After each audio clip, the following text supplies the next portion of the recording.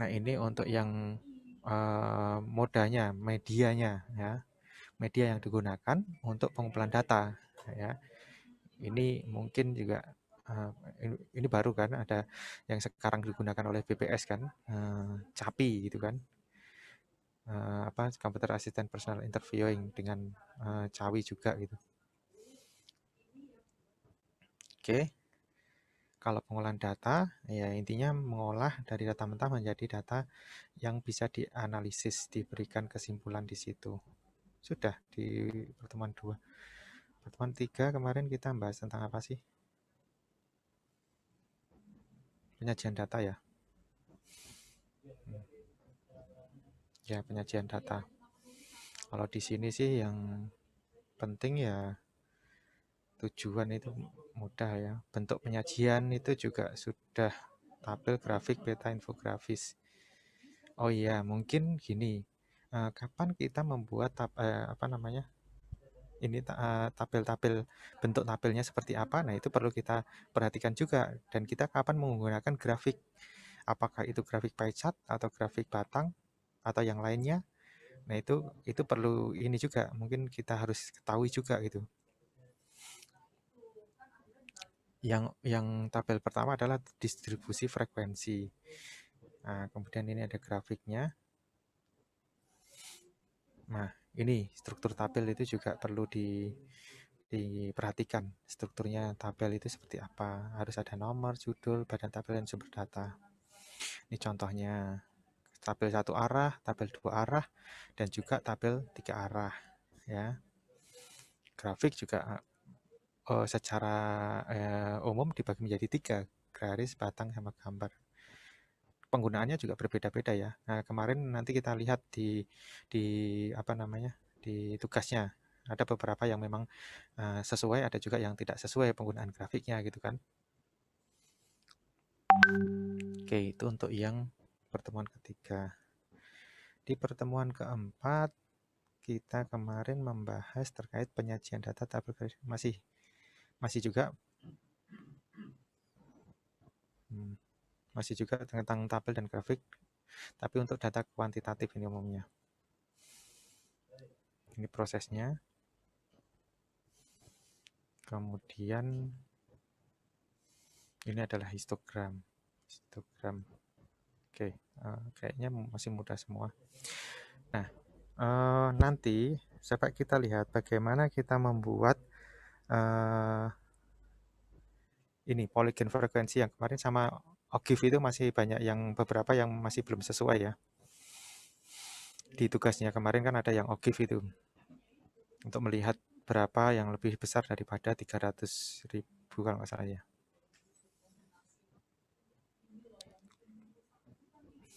Ini menentukan, oh ya, nah tolong diperhatikan kemarin masih ada yang tidak pas untuk pembuatan ini tabel frekuensinya ya, tabel distribusinya. Jadi nanti deh kita lihat langsung aja di di tugasnya kemarin. Jadi gini, kalau dia dalam pembulatan ya pembulatan diperhatikan di sini. Saya ambil pulpen dulu.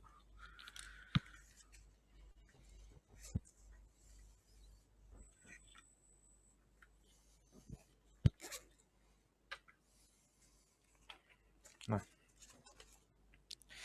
jadi untuk pembuatan tabel distribusi frekuensi, nah kita ikuti aturannya pembulatan. Nah, kalau yang di sini kan untuk intervalnya, kelasnya itu dibulatkan bilangan bulat. Jadi tidak ada desimalnya untuk yang kelas modalnya ya.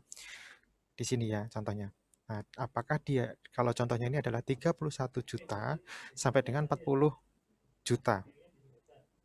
Nah, boleh nggak misalkan kita pasang 31,5 terus sampai 40,5? Boleh. Boleh saja. Nanti eh, apa namanya? Eh, batas kelas yang sebenarnya, nah itu nanti yang berbeda. kalau di sini untuk batas kelas yang sebenarnya, ya ini kan di sini nih, batas bawah kelas yang sebenarnya, kalau batas bawahnya adalah setengah dari batas bawah kelas kedua ditambah batas atas kelas pertama dibagi 2, ya. Jadi ini yang sebenarnya. Jadi ketika kita menggunakan bilangan bulat begini, seperti ini, dengan ini, maka sebetulnya batas yang sebetulnya itu adalah di sini ada 40,5. Di sini juga 40,5. Ya. Nanti sama, di sini adalah batas sebenarnya 40,5. Di sini juga 40,5 untuk batas bawahnya, karena dia nanti sama 40,5 ya. Nah, kalau misalkan kita pembulatannya itu ada bukan bilangan bulat tetapi ada satu digit di belakang koma, maka batas bawah dan batas atas sebenarnya yaitu sama aja dengan yang di atas dikurangi dengan ditambah dengan yang di bawah, ya, yang ini ditambah dengan ini dibagi 2. Nanti kita lihat di contoh. Nah, kemudian ini tolong, masih ada kemarin masih ada yang salah dalam menentukan batas ya. Ketika ini kita membuat tabel distribusi, kemudian batasnya salah, tentunya nanti penghitungan selanjutnya akan salah. Akan bukan salah ya, maksudnya tidak jawabannya tidak sama gitu nanti ya. Kenapa? Karena pembentukan kelasnya sudah berbeda ya. Sehingga nanti penghitungan apakah itu main, median, modus itu nanti akan berbeda karena dia mempunyai batas yang berbeda. Nah, ini tadi menggunakan ini batas yang sebenarnya. Ini juga batas yang sebenarnya. Nanti diingat-ingat. Nah, ini kan sebetulnya batasnya kan batas yang bulat ya, 23 sampai 27, 28 sampai 32 gitu kan. Nah, tetapi batas yang sebenarnya yaitu nanti di sini 27,5, di sini juga 27,5. Yang sebenarnya ya. Karena nanti yang digunakan adalah batas yang sebenarnya. Penghitungan yang digunakan dalam penghitungan itu adalah batas yang sebenarnya. Oke, kata kunci anunya itu. Nanti kita lihat di anunya, soalnya, tugasnya. Nah, terus gini, kalau kurva Ogive itu yang perlu diperhatikan adalah di sini, ya. Kita menggunakan ini adalah batas bawah kelas yang sebenarnya, bukan nilai tengah, ya, bukan nilai tengah, ya. Ini batas bawah untuk kelas pertama yang sebenarnya. Jadi 22,5 kan aslinya 23 tuh. Nah, ini kan 23, 27 kan. Nah, kemudian batas yang kedua adalah 27,5. Batas bawah yang kedua. Ya. Nah, sehingga nanti mulainya akan 0, mulai dari 0 kemudian begini. Ini nanti akan ketika kita melihat yang jumlah nilai di atas sekian gitu nanti ya, kalau misalkan menggunakan kurva Ogive ya kita perkirakan dengan cara melihat grafik. Kalau grafiknya udah salah, bisa jadi kita juga salah untuk memberikan jawabannya. Oke, itu untuk yang pertemuan ketiga. Jadi kita nanti fokusnya di sini itu harus benar dalam membuat tabel distribusi frekuensinya. Ya, kalau yang untuk yang ini tadi yang keempat ya, kelima dan keenam.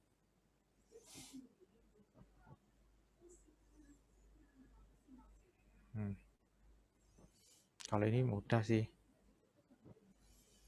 Ukuran pusat dan lokasi kan. Ukuran pusat data kan dan lokasi. Ada min, median, modus itu ya.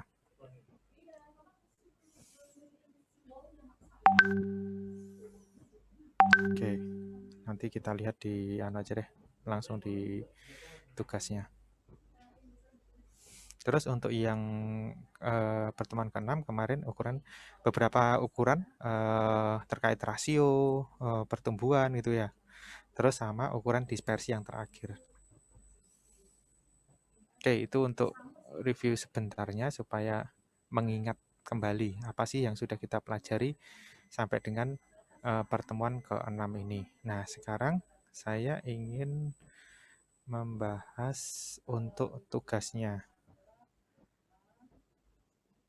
Halo, suara saya masih kedengaran?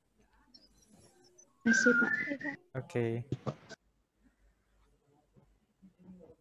Kelihatan ya? Ini kelihatan apa yang saya sampaikan di depan? Classroom ya? Ya, Pak. Oke. Ya. Untuk tugas pertama, ya. Tugas pertama ini sebetulnya cuma memberikan ini saja sih, pengetahuan supaya kalian mencari gitu. Mencari seperti apa sih contoh-contoh proses bisnis atau mungkin kegiatan statistik yang ada di luar ini. Ya hanya untuk sebetulnya tidak ya macam-macam sih, ada yang mungkin kayak semacam mengada-ada gitu kan. Ada juga yang memang itu kegiatan itu dilakukan. Ada juga yang ngambil dari internet gitu ya. Jadi gini, nanti saya belum sampaikan ya. Jadi kalau tugas nanti saya akan ngecek apakah itu full diambil dari internet atau mungkin ada yang sama, similaritasnya akan saya cek. Tapi untuk yang sampai sebelum UTS ini enggak masalah, enggak apa-apa lah karena saya kan belum pernah sampaikan ya. Nanti tolong usahakan jangan ngambil full, maksudnya kalaupun ambil dari internet ya harus ada modifikasi. Nanti saya bisa tahu kalau memang itu full diambil atau memang ada perubahan atau mungkin kasusnya yang berubah, nah atau ada yang perubahan di bagian analisisnya atau merangkum, nah itu malah enggak apa-apa. Tapi kalau full ya mungkin nilainya akan terpengaruh ya. Akan mempengaruhi nilai nanti kalau memang diambil full. Jadi usahakan untuk ke depan kalau ada tugas ya kerjakan sendiri aja lebih bagus.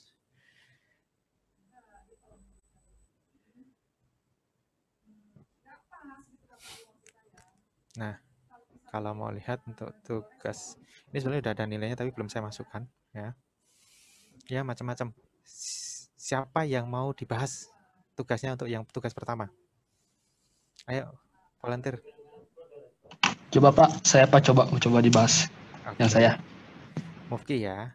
Oke, nah nanti masih ada tugas yang lain, nanti kita bahas punya teman-temannya juga, gitu ya. Nanti siapa kira-kira, oh saya mau tugas yang ini ya dibahas, kita bahas sama-sama. Kalau yang untuk tugas pertama ini sebetulnya hanya memberikan pengetahuan dan pengalaman pada kalian untuk mencari ya kegiatan dari statistik itu seperti apa gitu ya. Nah, kadang-kadang kita membuat suatu permasalahan, ya permasalahannya memang itu sebenarnya bukan masalah, tetapi memang apa ya? Nantilah kalau memang sudah belajar metode penelitian MedPen, nah nanti akan diajarin bagaimana sih kita mencari suatu masalah, masalahnya apa sih, kemudian apa tujuannya, setelah itu baru kita merencanakannya bagaimana gitu ya. Nah ini adalah kegiatannya pembelajaran matematika yang asik dan menarik. Ya punya Mufki ini ya, betul ya? Ya Pak. Ya, coba dijelaskan sebentar Mufki, saya tunjukkan ininya. Ayo mulai dari permasalahannya gimana, ceritakan. Oh, jadi gini Pak, kan itu menurut penelitian saya, misalkan saya membuat penelitian, banyak pelajar yang tidak menyukai matematika atau banyak pelajar yang tidak bisa dengan matematika. Jadi dengan ini saya membuat, jadi kan Indonesia itu tertinggal, negara maju dan Indonesia harus belajar 125 tahun untuk menyusul ketertinggalan dengan negara lain. Oleh sebab itu, saya di sini ingin mensurvei terlebih dahulu sebelum saya membuat program pembelajaran matematika yang asik dan menarik dengan referensinya itu berdasarkan survei yang setelah saya buat gitu Pak. Terus variabel yang dikumpulkan apa saja? Kalau variabel yang dikumpulkan ada yang pertama ada apa ya? Yang pertama ada cara belajarnya, yang kedua itu kalau untuk nama, kelas dan sebagainya itu hanya privasi. Udah itu selanjutnya ada apa lagi? Selanjutnya ada nama, ada tingkat kesukaan dengan matematika gitu. Jadi tingkat kesukaan itu ada yang bisa suka atau bisa ada yang tidak suka, ada yang lumayan suka gitu dan sebagainya. Dan itu yang ada juga yang dinamakan nilai terakhir yang didapat oleh responden. Jadi berapa nilai matematika atau nilai ujian matematika lah yang terakhir didapat oleh responden ketika menjalani ulangan matematika. Dan itu selanjutnya yaitu tadi sudah dijelaskan cara belajar, dan terakhir tuh hobi responden. Jadi hobi responden itu bisa kita istilahnya referensikan atau bisa kita terapkan dalam penyajian matematika, jadi dianggapnya jadi nyaman gitu media pembelajaran matematika gitu Pak. Ya, ini menggunakan metode wawancara atau metode Google Form instrumennya Pak. apa? Google Form. Google Form. Oke. Ya, ya bagus. Ini sebenarnya nilainya juga sudah saya lihat dulu. Iya, sudah bagus. Di atas rata-rata ya, karena memang kelengkapannya sudah ada semua, mulai dari permasalahan, kemudian variabel, metode, terus kemudian metode pengumpulan datanya, proses entry-nya, kemudian analisisnya. Nah, terus ada juga penyajian datanya. Nah, sudah lengkap sebetulnya. Nah, tapi sebetulnya memang harapan saya tidak terlalu lengkap begini. Intinya sih bisa mendefinisikan dari permasalahan, kemudian ada tujuan, variabel yang digunakan apa saja, hasilnya itu juga hasilnya juga tidak terlalu detail, tapi tidak apa-apa, ini bagus. Ini bagus. Ya, bagus, ini sudah lengkap. Oke. Untuk yang pertemuan pertama ya, sebetulnya hanya untuk memberikan gambaran dan pemahaman atau contoh-contoh terkait dengan kegiatan yang mengikuti proses bisnis statistik ya. Dan memang nanti kita cara kerjanya begitu gitu. Dalam apalagi nanti tugas akhir itu ya. Ya, terima kasih Mufki. Ya, sama-sama Pak. Oke. Kita ke pertemuan kedua ya. Karena pertemuan pertama ini sebetulnya sangat bervariasi ya. Tujuannya hanya untuk memberikan pengetahuan untuk kalian.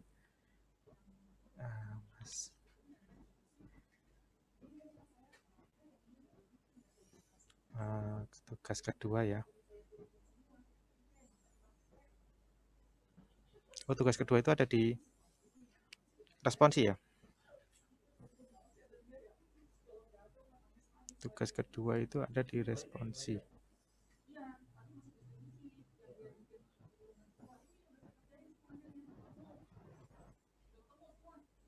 Oke. Jadi tugas kedua kemarin itu kan terkait dengan sensus ya, sensus yang dilakukan BPS, kemudian juga survei ya kan. Yang ketiga apa kemarin? Nah, kalau yang ketiga ini hampir betul semua. Jadi umur, tinggi badan, berat badan itu rasio, yang lainnya itu nominal. Jenis rambut, warna kulit, kemudian apalagi satunya. Ada lagi satu kayaknya kalau salah. Nah, oke. Di sini ada beberapa yang kurang pas. Jadi nanti kalau terkait dengan sensus ya, sensus itu ya kegiatan yang dilaksanakan secara ini kan seluruh dengan populasi kan. Nah, di BPS itu ada 3 sensus yang utama ya. Pertama sensus penduduk, sensus ekonomi, dan sensus pertanian. Nah, sensus penduduk sendiri akhirannya setiap 10 tahun sekali kan, dan diakhiri tahun-tahun yang diakhiri 0 ya. Kemudian sensus ekonomi itu yang diakhiri 6, sensus pertanian diakhiri 3 ya. Itu sensus. Jadi jangan terbalik. Ada yang menyebutkan kalau yang namanya sensus ekonomi itu menjadi survei itu. Sensus ekonomi, sensus pertanian, sensus penduduk itu sensus itu jadi survei gitu. Nah, kalau survei beda. Nah, kalau survei itu kegiatan yang menggunakan sampel kan, bukan seluruh populasi yang diteliti. Nah, kalau di 3 survei BPS yang utama itu ya Susenas, Sakernas, Supas. Nah, ini sebenarnya sudah 3 kegiatan survei di BPS. Nah, cuma biasanya tujuannya belum dijelaskan secara detail ya. Nah, terkait dengan tujuannya tentunya ada di Sirusa yang kemarin saya tunjukkan itu. Nah, itu jangan terbalik, karena ada kemarin yang mengisikan ada yang mengisikan sensus penduduk, sensus pertanian, dan sensus ekonomi itu masuk di dalam survei gitu. Ada yang seperti itu. Nah, tolong perhatikan nanti. Nah, terus ada lagi satu. Kemarin punya siapa ya? Ini bagus nih. Nah, ini penyajiannya bagus. Ini untuk Adrian, yang punya Adrian ini bagus. Sensus seperti apa, kemudian jenisnya apa namanya, macam-macam sensus yang dilakukan BPS itu apa. Nah, cuma ada satu yang kemarin itu memasukkan potensi desa di dalam survei. Ada yang tahu potensi desa? Siapa ya? Bentar.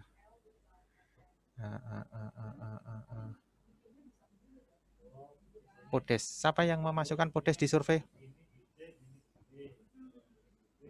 Nanti saya lihatkan. Halo, ada nggak yang ingat? Sepertinya saya, Pak. Avelia. Iya. Saya juga, Pak. Ya. Podes, potensi desa itu survei atau sensus? Maka biasanya kan potensi desa itu, nah ini ada ya, potensi desa itu kan sebenarnya pendataan ya. Pendataan seluruh desa ya, seluruh desa atau kelurahan itu. Kalau seluruhnya itu berarti apa? Termasuk survei atau termasuk sensus? Survei, Pak. Avelia. Ya. Hah? Kalau seluruh populasi desa loh ya. Seluruh desa itu mau didata loh. Oh, itu Seluruh. sensus, Pak.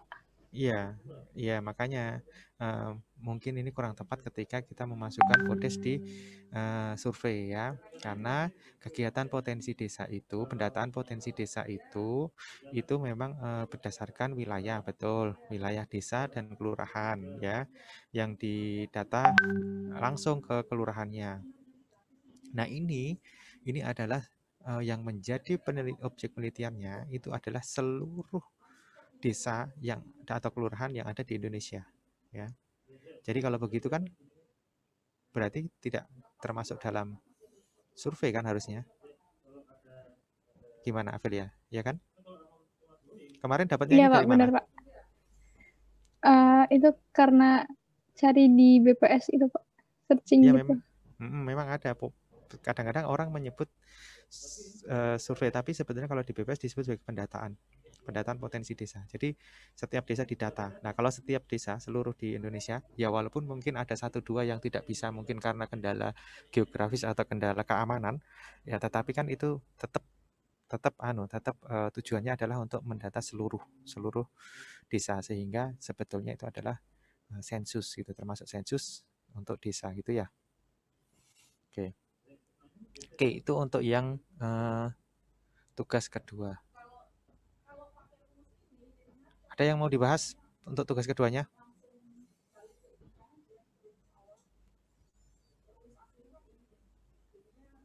Hampir sama sih ya, intinya itu. Intinya jangan sampai salah memasukkan kegiatan sensus dan kegiatan survei. Kemarin ada punya siapa ya? Yang memasukkan sensus itu di dalam survei. Jadi memang masih belum ngeh dengan apa sih yang dimaksud dengan survei dan sensus. Ya mungkin belum ngeh juga dengan kegiatannya BPS juga ya, bisa jadi.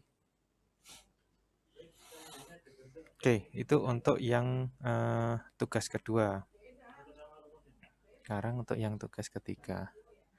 Nah, tugas ketiga ini juga macam-macam nih. Kalau tugas ketiga nanti kita bisa coba semuanya nih. Sebentar, saya tutup dulu.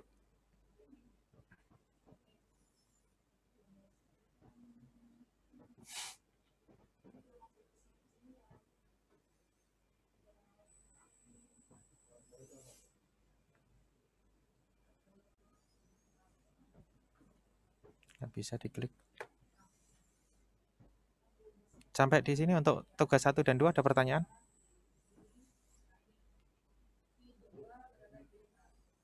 Ada yang mau ditanyakan? Ada yang mau mungkin mau dilihat tugasnya atau dibahas? 1, 2 nggak ada ya? Nah, tugas ketiga itu sangat bervariasi ya, karena memang diminta untuk mengambil satu variabel yang ada di data Sakernas. Sakernas itu adalah survei tenaga kerja nasional ya. Kemudian dari satu variabel tersebut dibuat satu tabulasi, ya, tabel frekuensi umumnya, kemudian dibuat grafik dan diceritakan interpretasinya. Jadi macam-macam, ya, dari kalian ini macam-macam untuk yang tugas ketiga. Yang mungkin perlu saya sampaikan, ya, ketika kita membuat suatu tabel atau grafik, nah tentu format angka, ya, misalkan ada pembulatan itu harus konsisten, ya. Konsisten itu mungkin kalau kita pembulatan 2 digit ya 2 digit, karena nanti antara tabel, grafik, dan ulasan atau mungkin interpretasi itu kita usahakan konsisten. Kalau kita menggunakan 2 digit, belakang koma, untuk pemisah koma, pemisah desimal adalah koma, ya koma. Pemisah ribuan titik, titik. Itu harapannya seperti itu, konsisten dalam satu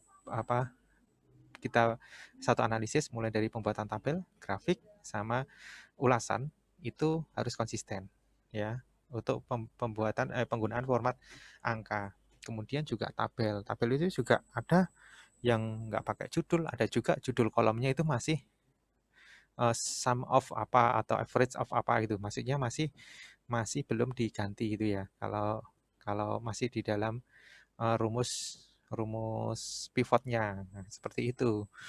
Tapi nggak apa-apa, namanya ini kan pengalaman. Justru kalau nggak begini nggak ini nanti nggak tahu. Kemudian apa lagi ya? Nah, kalau kita sudah membuat suatu tabulasi, ya, tabulasi terutama tabel frekuensi, itu kita sudah nggak membahas lagi respondennya, tetapi kita sudah membuat agregasi. Agregasi itu apakah itu wilayahnya kelurahan atau kecamatan, yaitu yang kita sampaikan. Jadi kita sudah nggak membahas respondennya. Tadi ada beberapa nanti tugas ini masih menyebutkan responden itu. Karena apa? Karena sebetulnya ini kan mewakili itu kan. Nah, kemudian ketika kita membuat suatu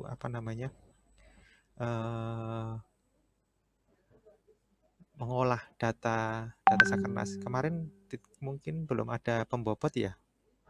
Belum ada variabel pembobot ya. Ada yang menemukan variabel pembobot di datanya kemarin? Ada nggak? Halo? Ada nggak yang menemukan pembobot?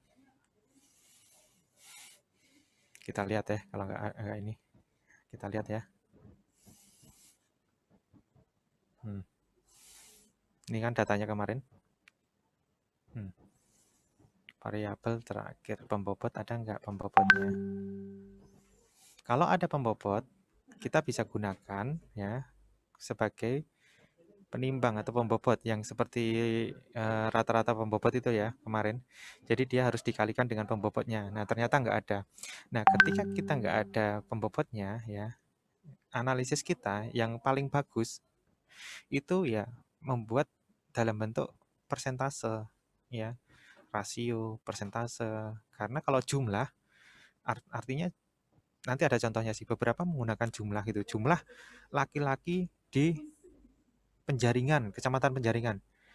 Ya salah gitu kan. Ini hanya jumlah sampel aja. Kalau disebutkan jumlah sampel boleh. Kalau memang itu mengulas jumlah sampel terkait dengan kelengkapan sampel. Nah, itu boleh. Tetapi kalau menyatakan bahwa jumlah laki-laki di Penjaringan lebih banyak daripada Tanjung Priok, atau mungkin jumlah perempuannya lebih banyak daripada laki-laki di kecamatan Tanjung Priok. Nah, seperti itu sudah tidak tepat gitu kan. Karena sebetulnya ini jumlahnya itu adalah jumlah sampel, bukan jumlah penduduknya. Ada beberapa yang masih menggunakan seperti itu. Karena ternyata memang di sini nggak ada pembobotnya. Kalau belum ada pembobotnya ya kita buat dalam bentuk persentase. Nanti kita lihat contohnya kalian tugasnya. Terus kemudian ada juga yang membahas terkait jam kerja terpendek gitu kan. Jam kerja terpendek 0 gitu. Nah, jam kerja terpendek 0 di satu kecamatan itu apakah ada artinya? Ada artinya atau enggak gitu. Kalau nggak ada artinya ya kita nggak perlu analisis gitu kan. Kita memilih suatu variabel terus kemudian menganalisisnya ya tentunya kita ingin melihat sesuatu itu. Apa sih yang kita mau lihat gitu. Nah, dari situ kita baru olah dan sajikan sesuai kebutuhan saja, jadi nggak perlu semua disampaikan juga bisa gitu. Jadi ada juga yang menyampaikan setiap kecamatan nilainya seperti ini, ya nggak apa-apa, tapi sesuai tujuan saja. Terus kemudian ada juga yang membahas terkait ini upah maksimum upah minimum, ya. Ya ini kan sampel ya. Jadi upah maksimum ada di penjaringan misalkan. Nah kalau sampel ya nggak bisa begitu, karena kalau bisanya kita menggunakan rata-rata upah. Nah itu bisa kalau rata-rata upah. Kalau maksimum minimum, iya pasti kan ada yang lebih tinggi dan ada yang lebih rendah daripada yang terkena sampel gitu. Jadi agak sulit ketika kita mengambil, kalau upah ya rata-rata saja gitu kan. Nah, kita bisa bandingkan rata-rata upah untuk di setiap kecamatan itu boleh. Itu juga boleh, bagus. Kemudian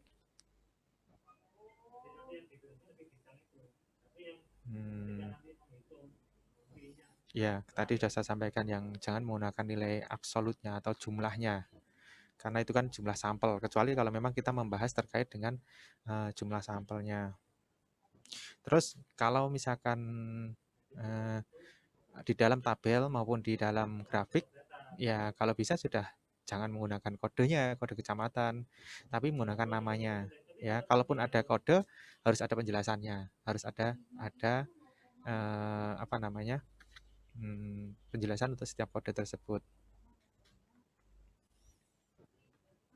Ada juga yang membuat ini tabulasinya per desa, ya. Ada yang membuat tabulasinya per desa.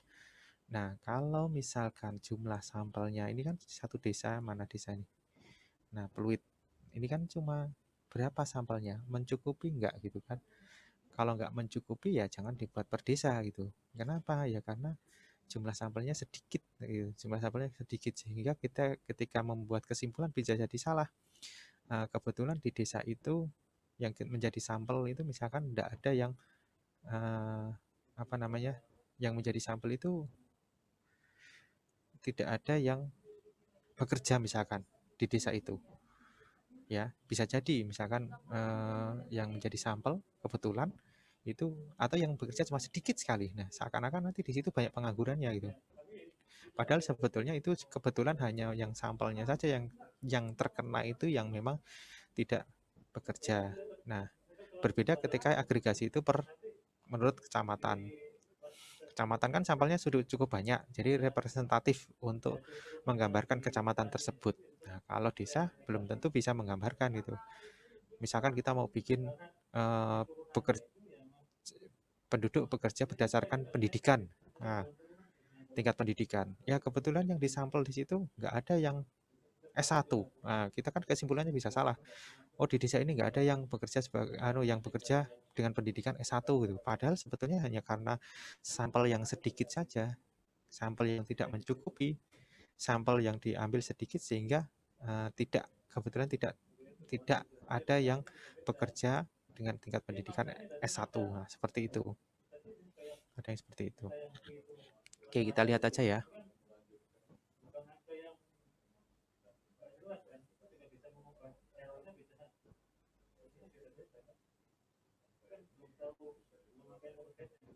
Mana sih?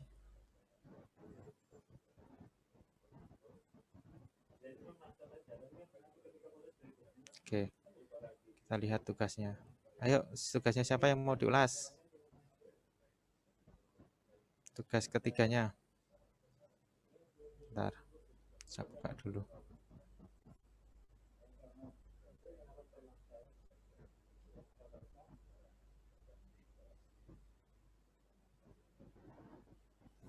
Ya, ayo, siapa yang mau dibahas tugasnya untuk pertemuan ketiga? Tugas menganalisis atau membuat tabel dan grafik untuk data Sakernas. Halo? Nggak ada nih? Nggak apa-apa, nilainya semua saya jamin untuk tugas nggak ada yang di bawah 85 ya. Karena ini kan bersifat latihan dan sebetulnya hanya untuk memberikan supaya kalian mencoba gitu. Mencoba dan mengetahui itu. Kalau nggak dari pengalaman kan malah apa hanya teori saja kan kadang-kadang nggak nyantol gitu ya. Siapa yang mau dibahas nih tugasnya? Nggak apa-apa. Coba saya, Pak. Noretno ya, oke. Ya. Ini ya.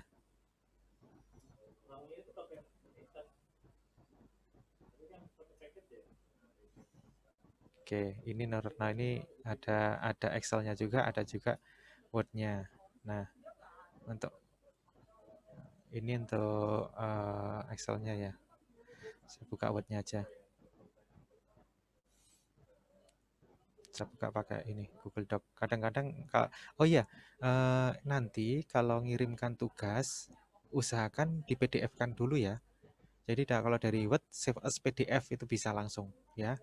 Di Word itu langsung di save as PDF, nanti PDF-nya yang dikirimkan supaya ada notasi-notasi itu tidak hilang ya.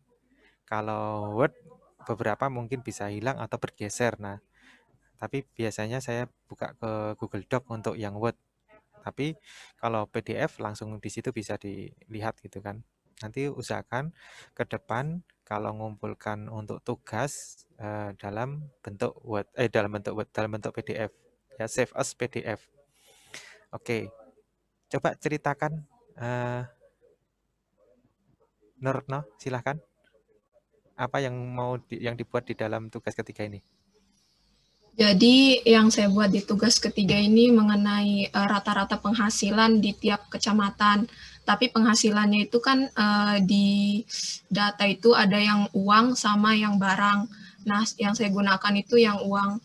Jadi dihitung jumlahnya dulu penghasilan per kecamatan. Di situ saya pakai kode kecamatan karena nama kecamatannya terlalu panjang gitu. Terus dijumlahin, dirata-ratain, ternyata yang kode kecamatan 050 itu dia memiliki rata-rata penghasilan tertinggi gitu. Ya, oke.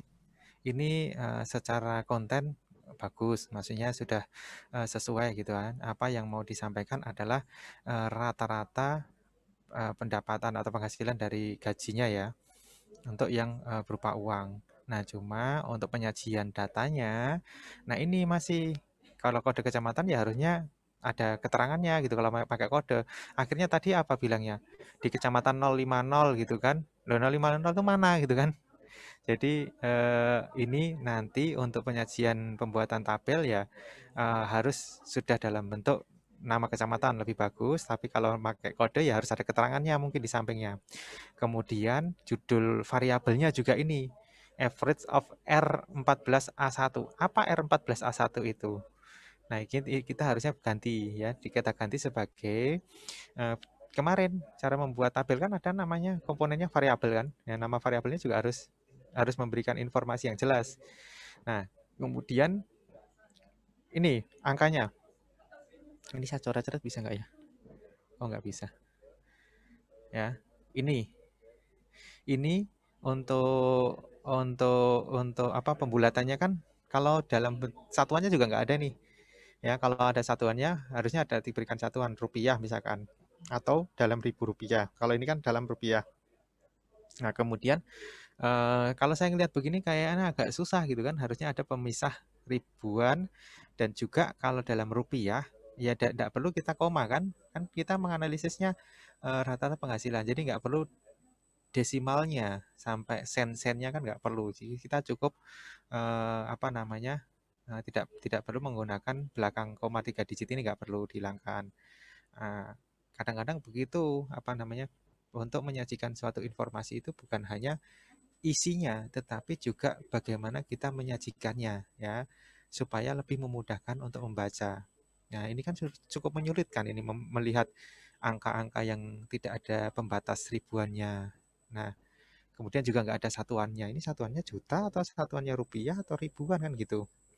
Nah, kemudian untuk grafiknya. Nah, grafiknya juga masih ini variabelnya masih ditulis average, kode kecamatan gitu kan.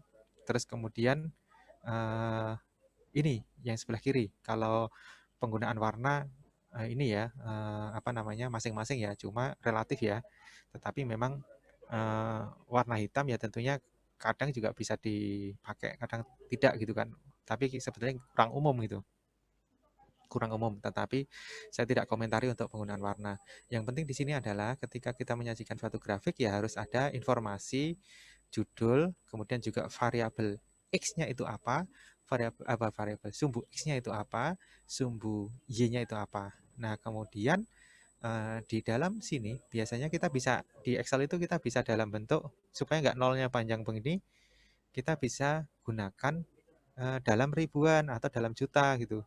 Sehingga nanti di sini lebih di bagian kiri ini untuk sumbu Y-nya bisa lebih sederhana dan bisa lebih mudah dimengerti.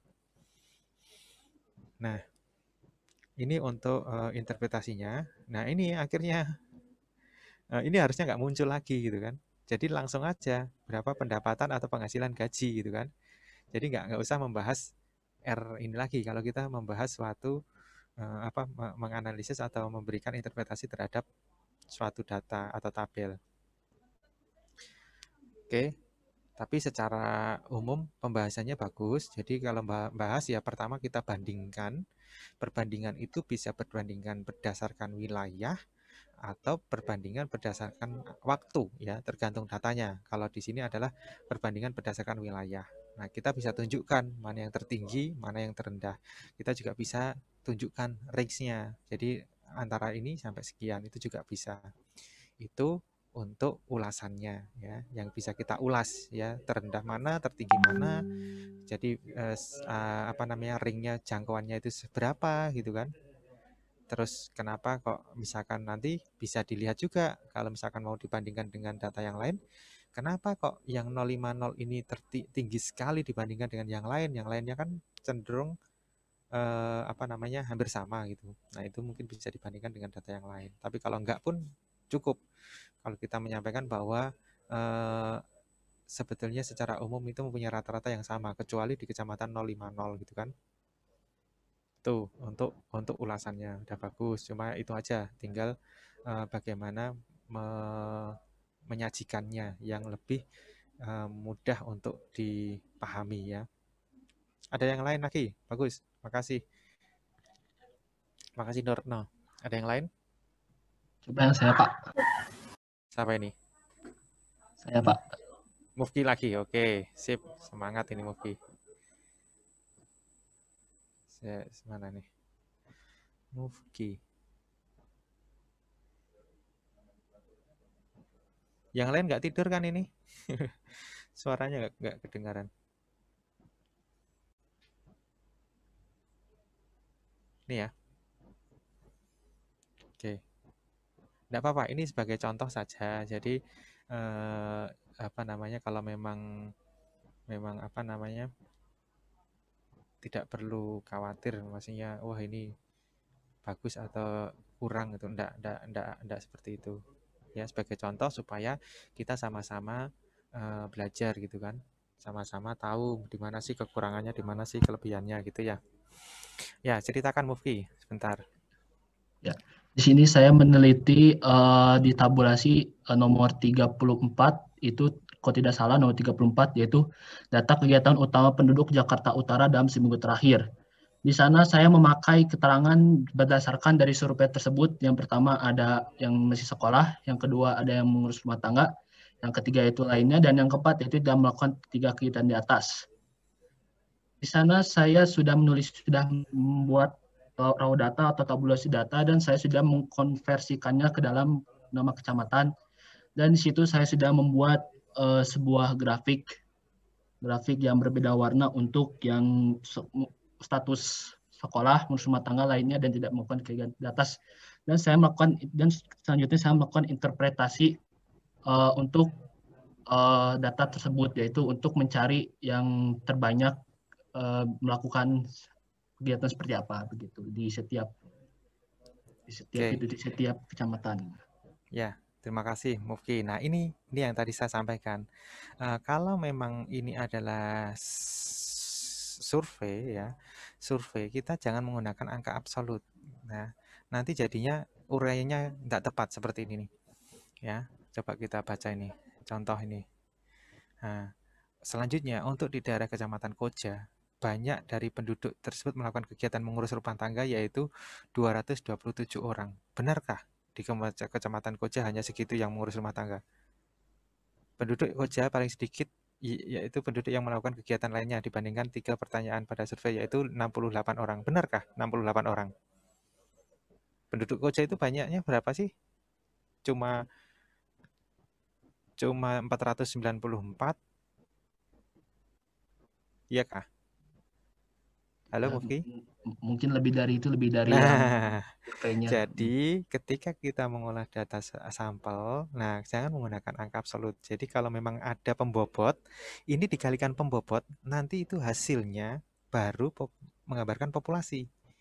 Ya kan? Kalau ini dikalikan pembobot, karena apa? Maksudnya gini, satu penduduk di Koja itu mewakili 100 misalkan, 100 penduduk, misalkan ada pembobotnya, misalkan pembobotnya atau penimbang sampelnya itu 100, maka nanti totalnya ya berarti sekitar 49.000 gitu kan, 49.400 penduduk di Koja gitu, karena satu penduduk mewakili 100 misalkan, seperti itu. Nah, karena kemarin penimbang atau pembobotnya nggak ada di dalam tabelnya di sebelah kanan, maka ketika kita mau membahas terkait kegiatan dengan waktu terbanyak dalam seminggu terakhir untuk penduduk, ya, penduduk Jakarta Utara dalam seminggu terakhir menurut kecamatan. Jadi ini judulnya kalau pengen lengkap ya tambahkan menurut kecamatan tahun 2020 kan gitu. Kalau mau lengkap. Nah, itu yang kita bahas bukan angka absolutnya ini, tetapi dalam bentuk persentase, ya. Jadi nanti persentase ke kanan gitu. Jadi di Cilincing itu kegiatan penduduk dengan kegiatan waktu yang terbanyak dalam seminggu terakhir itu adalah mengurus rumah tangga, gitu kan? Mengurus rumah tangga. Kenapa? Karena ini kan persentasenya lebih tinggi dibandingkan ini lebih tinggi dibandingkan yang lain. Kalau dibuat persentase ya. Kemudian ini yang ini anu ya, yang selain bekerja ya ini ya. Ya, yang tidak ini ya, yang bukan ini kalau nggak salah ini apa namanya? Khusus untuk yang bukan angkatan kerja. Ya kan? Ya, Pak. Ya, ini harusnya dilengkapi. Sebetulnya ini ditanyakan ketika memang dia bukan termasuk angkatan kerja. Ya, bukan angkatan kerja ya sekolah, mengurus rumah tangga atau lainnya. Nah, sehingga kalau kita sudah salah di sininya, nanti interpretasi atau uraiannya pun akan tidak sesuai gitu kan. Yang pertama, ketidaksesuaiannya itu disebabkan karena ini menggunakan angka absolut, ya, harusnya persentase. Yang kedua, sebetulnya kegiatan ini bukan untuk seluruh penduduk, tetapi ya penduduk yang termasuk bukan angkatan kerja. Bukan angkatan kerja itu apa? Ya yang sekolah, mengurus rumah tangga dan kegiatan lainnya, ya. Itu kalau memang mau memahami ininya, tetapi tidak apa-apa, ini kan namanya latihan. Kalau secara penyusunan tabel dan penyusunan grafik itu sudah oke, interpretasi juga sudah oke, tetapi karena ada apa namanya misinformasi yang terkait dengan pembobot, ya akhirnya jadi nggak pas gitu. Ya, sudah jelas untuk ini, Mufki? Jelas, Pak, alhamdulillah. Nggak apa-apa, ini kan namanya juga latihan. Kalau nggak begini kan nggak tahu nanti, nggak nyoba. Sehingga kalian nanti ketika mempunyai data sampel, ya, data sampel, sakernas, susenas, apapun itu, cek pembobotnya. Kalau ada pembobot, selalu diikutkan di dalam analisis. Itu perlu diingat, ya. Kalau memang itu mau menggunakan jumlah, ya. Tetapi kalau mau persentase, ya sebetulnya pembobot juga tetap digunakan juga, gitu, bisa. Karena pembobot untuk survei-survei di BPS itu setiap individu mempunyai pembobot berbeda-beda gitu. Jadi karena memang menggunakan desain sampling yang kompleks, nanti akan dipelajari di metode penarikan contoh MPC. Oke, ada yang lain? Pak, Yuk. izin bertanya, Pak. Naswa mau dilihat dulu. Bukan, Pak, izin bertanya. Oke, bertanya silahkan. Itu Pak, kalau punya Mufki dibikin di satu kecamatan aja, nggak dibandingkan dengan kecamatan lain, itu apa jadi lebih benar atau gimana Pak? Maksudnya ini dibuat satu kecamatan saja gitu? Iya Pak. Tetap. Jadi permasalahannya itu bukan masalah dia ngambil satu kecamatan atau semuanya, tetapi karena itu adalah data survei ya, data survei, seharusnya ketika kita mau membuat apa namanya, membuat kesimpulan dari data survei tersebut, ya seharusnya dikalikan dengan pembobot ya. Itu kalau mau jumlah ya. Kalau mau jumlah, misalkan jumlah yang sekolah berapa, ya harus dikalikan dengan pembobotnya. Jumlah yang pengurus rumah tangga berapa, harus dikalikan dengan pembobotnya. Maksudnya di Kecamatan Cilincing misalkan contohnya, itu untuk yang sekolah itu bukan 176 orang, tetapi 176 dikalikan dengan sekian. Misalkan pembobotnya 100. Misalkan ya, kebetulan nggak ada. Ditampilkan nggak ada. Nah, jadi di Cilincing itu yang sekolah ya 17.600 orang gitu kan. Tetapi kalau nggak ada pembobotnya, kita bisa buat dalam bentuk persentase. Jadi analisisnya adalah persentase. Kan bisa saja saya bilang persentase di Cilincing untuk penduduk yang bukan angkatan kerja yang sekolah sebesar 20% misalkan. 20% itu berapa? Ya 20% dari penduduk kan. Bener, ya bisa jadi gitu. Tapi kalau hanya 176 penduduk yang sekolah, benerkah di kecamatan itu 176 penduduk saja gitu kan? Jadinya kan nggak pas. Kenapa? Karena nggak dikalikan dengan pembobot kalau kita bicara jumlah. Nah, tapi kalau bicara persentase itu bisa nggak pakai karena informasi pembobot nggak ada, ya kita buat dalam bentuk persentase ya.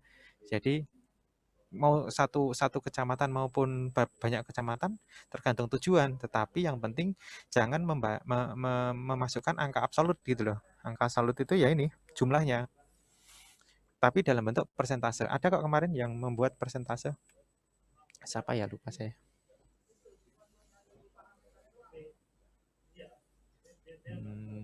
Punyanya Desi ya, gitu ya Naswa.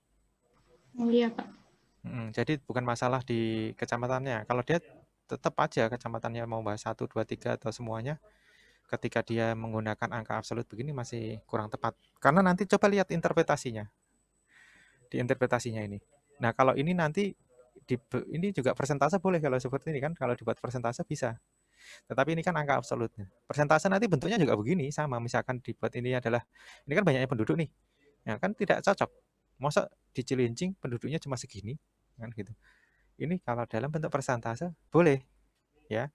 Secara persentase pastilah yang angkanya absolutnya besar pasti lebih tinggi kan persentase. Paham ya maksud saya? Maksud saya kalau yang ini kan jadinya nggak pas nih. Banyaknya penduduk yang disebutkan sekian saja, kan nggak pas.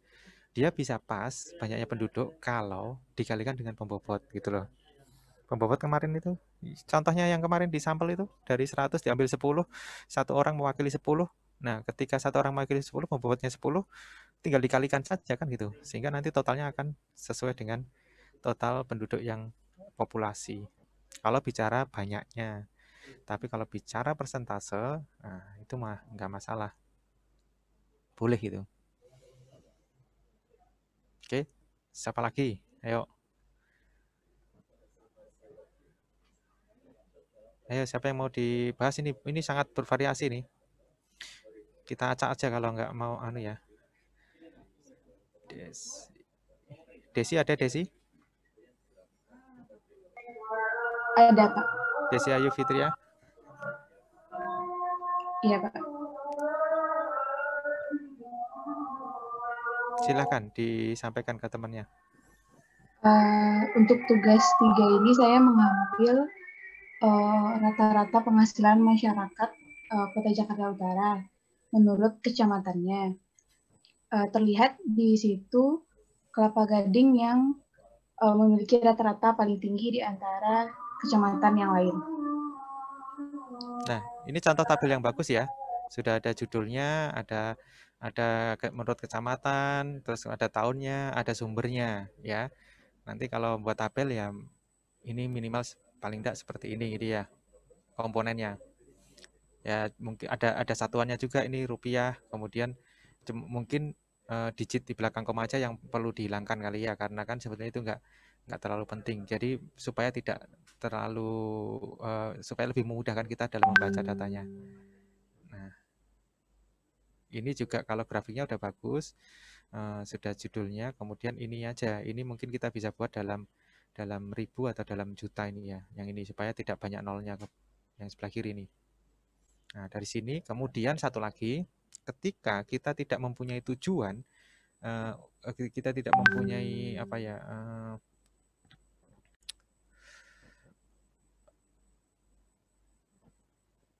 tidak ada kepentingan khusus ya, kepentingan khusus terkait dengan urutan kecamatan.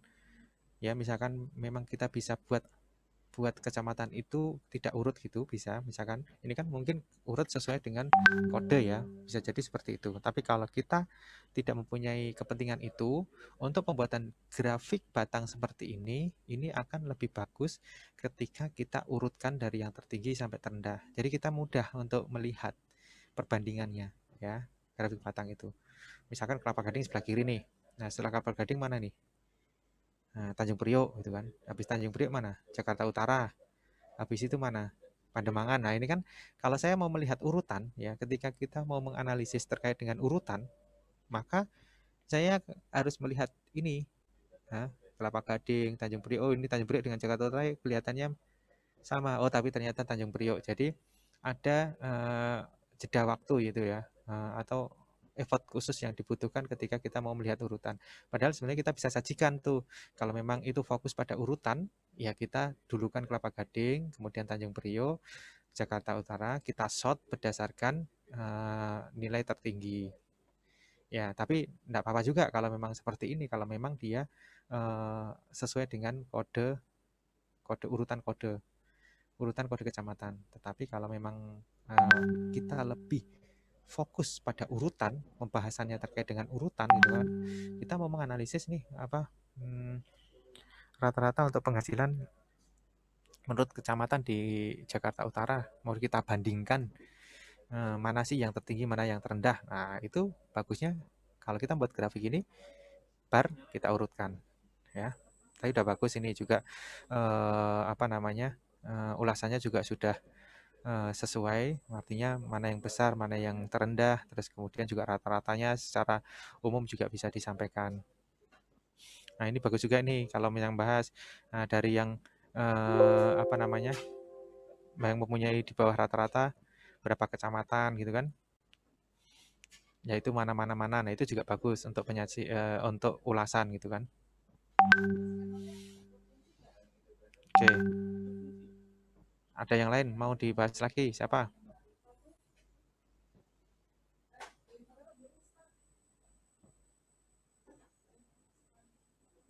Ayo, siapa? Avelia ada? Avelia Diavi? Ada, Pak. Avelia Diavi. Mana Avelia Diavi nih? Ini ya. Ya, coba diceritakan.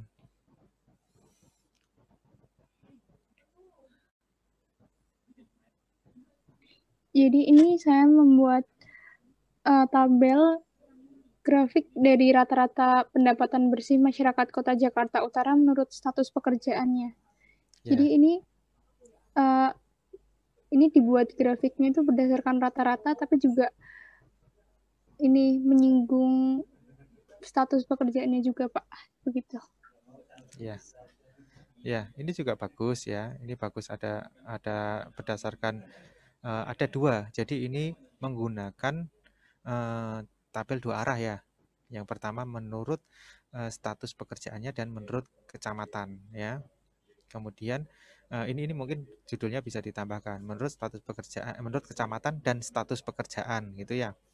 Nah, kemudian kalau memang bicara rata-rata, nah itu nggak masalah ketika kita sampel kan, rata-rata menggunakan sampel ya, sebetulnya sampel terboboti ya. Kemarin kan rata-rata ada rata-rata untuk yang sampel individu, ada yang terboboti itu loh ya.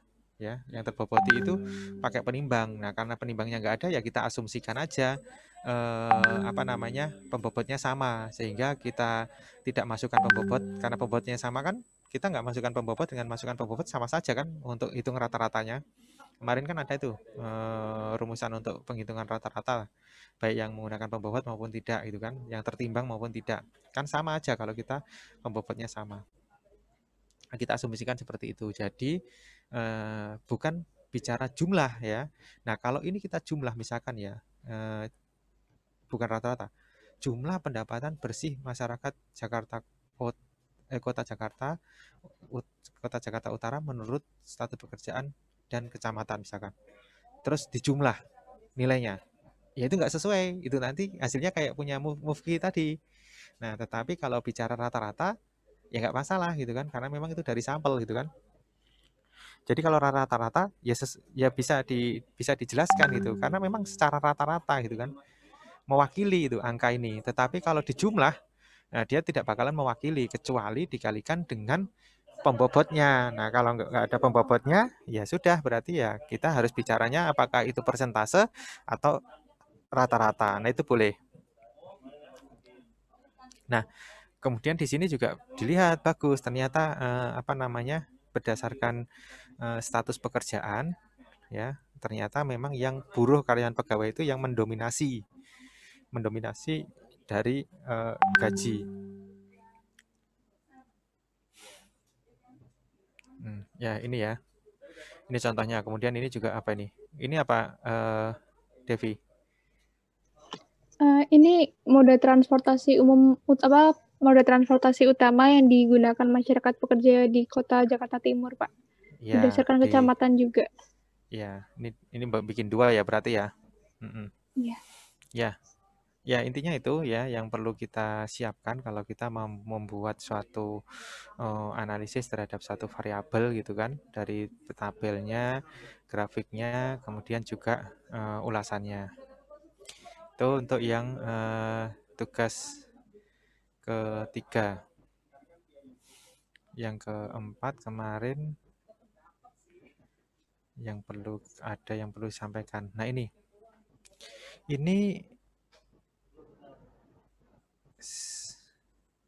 ada Ahmad Arfiadis ada? Ahmad Arfiadis? Iya. Ini saya izin saya tampilkan ya di sini ya. Kita bahas ya. Oke. Supaya kita tahu ya. Nah, ini kan kemarin ada dalam rangka membantu pedagang eceran dilakukan penelitian terhadap 80 pedagang eceran di suatu daerah. Ya. Salah satu karakteristik yang ditanyakan data yang dikumpulkan hasil penjualan yang diterima oleh pedagang selama sebulan yang lalu dalam Rp1.000. Ini data sampel atau data populasi? Ini survei atau sensus?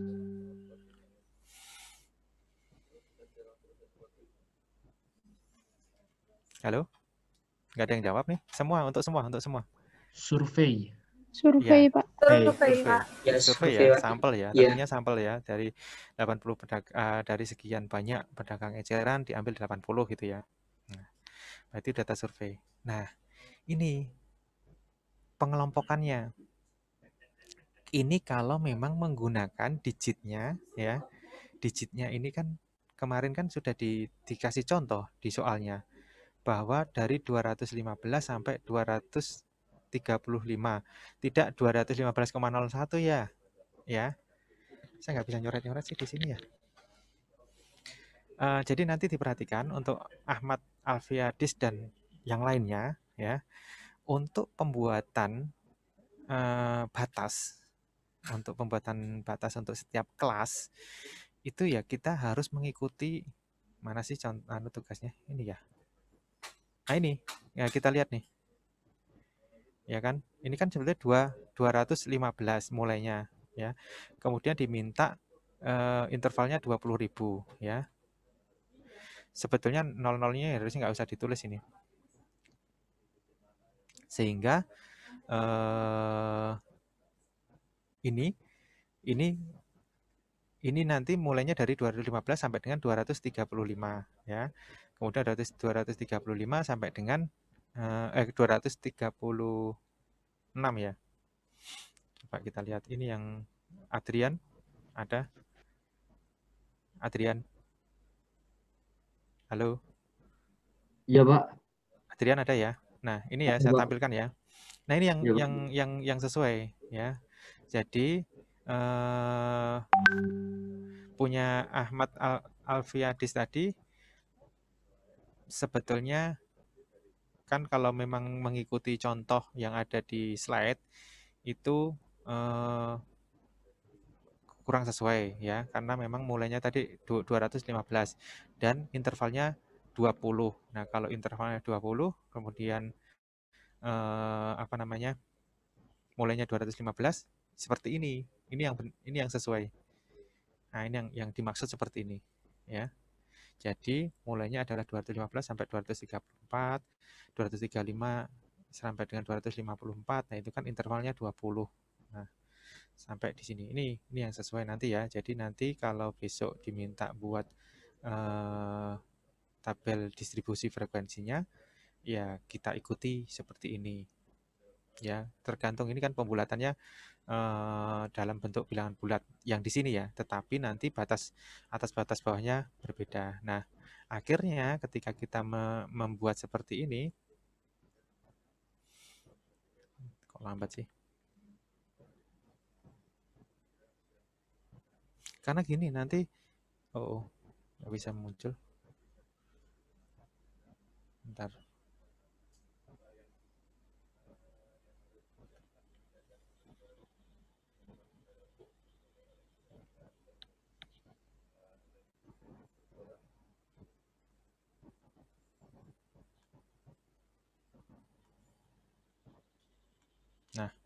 Nah, ketika nanti kita menggunakan batas atas dan batas bawah seperti ini, nanti untuk penghitungan yang lainnya, kalau jumlah kelas ini sesuai ya, kita jumlah kelas itu bisa menggunakan rumus atau tinggal langsung hitung aja ini kelasnya 1, 2, 3, 4, 5, 6, 7, 8.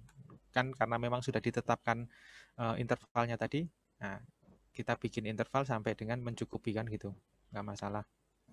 Nah, kemudian batas atas dan batas bawah kelasnya itu ya ini kan yang punyanya Alfiandis ya. Nah, kemudian batas bawah yang sebenarnya mana sebenarnya?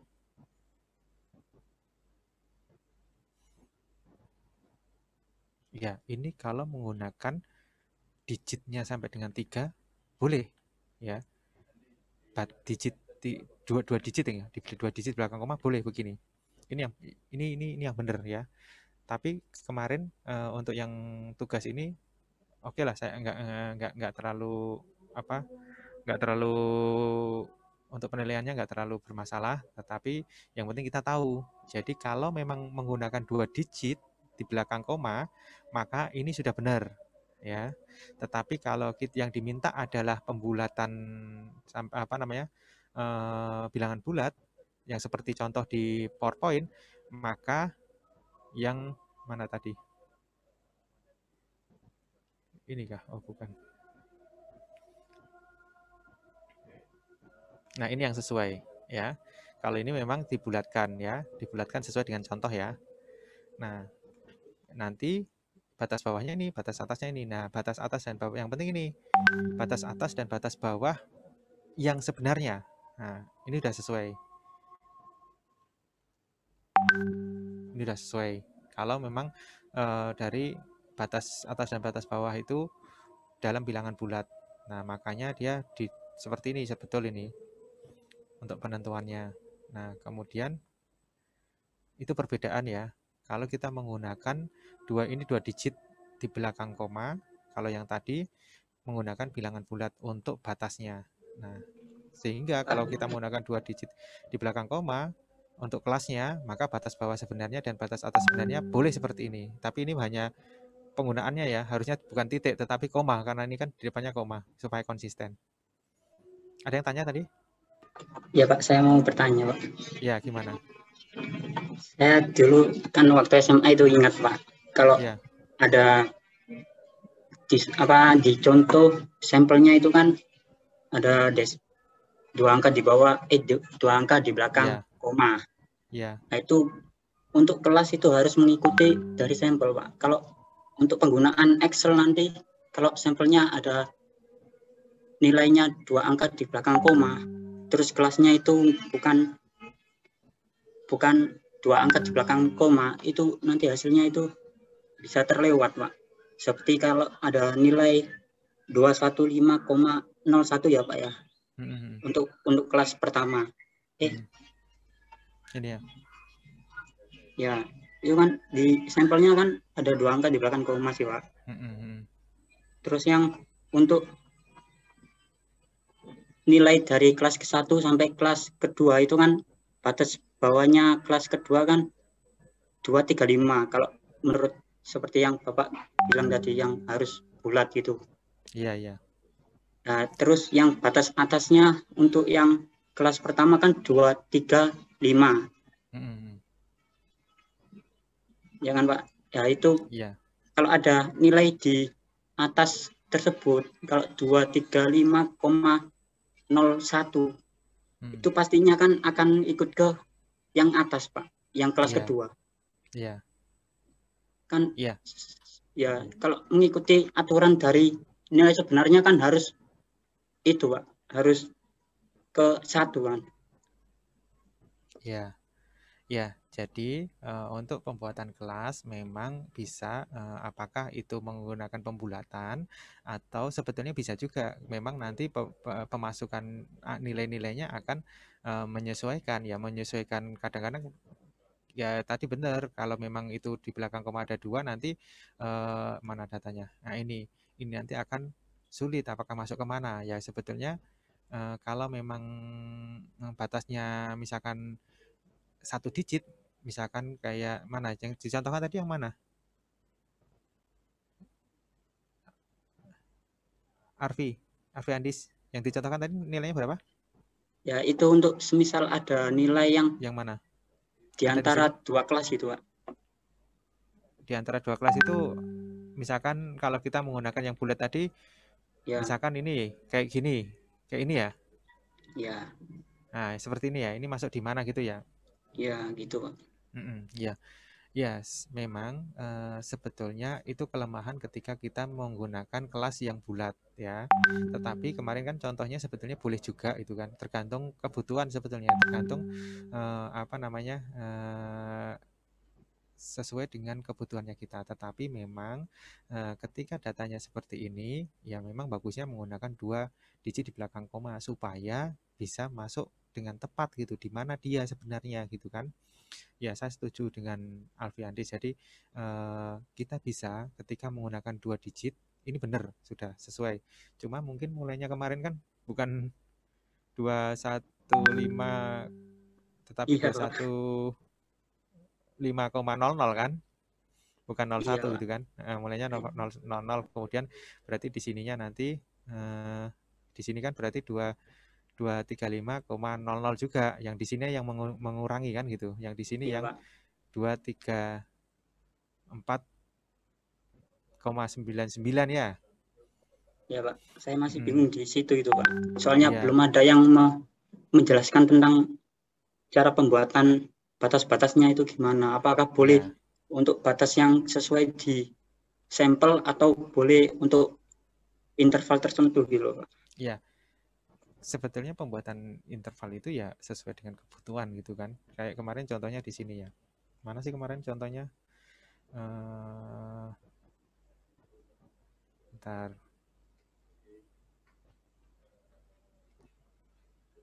Ya itu harus harus kita sesuaikan nanti ya.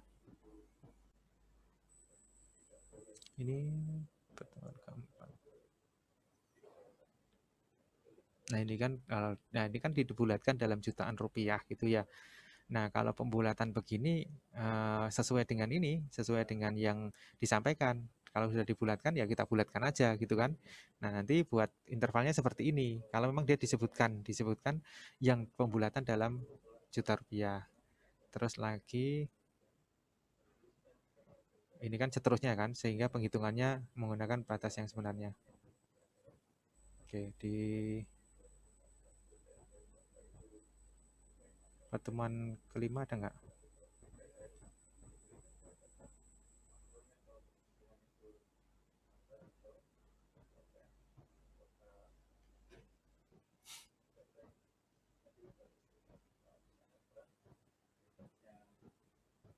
Ya, umumnya contoh-contoh yang diberikan ini pembulatan semua ya untuk kelas intervalnya ya.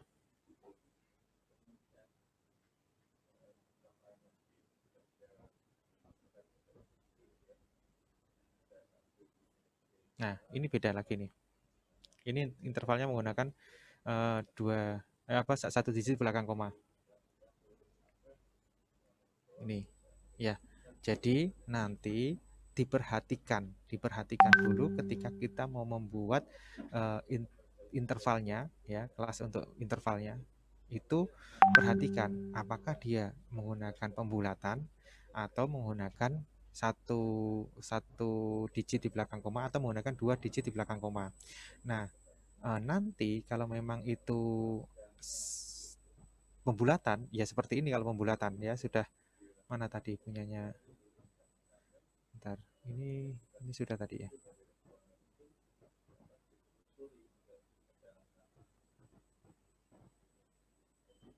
Nah, ini kalau pembulatan seperti ini ya, itu kalau pembulatan diperhatikan. Nah, tetapi kalau dia menggunakan 2 digit di belakang koma ya ini, nah punya Arfiandis ini yang sesuai. Tetapi mulainya aja kan, kemarin mulainya 00 kan.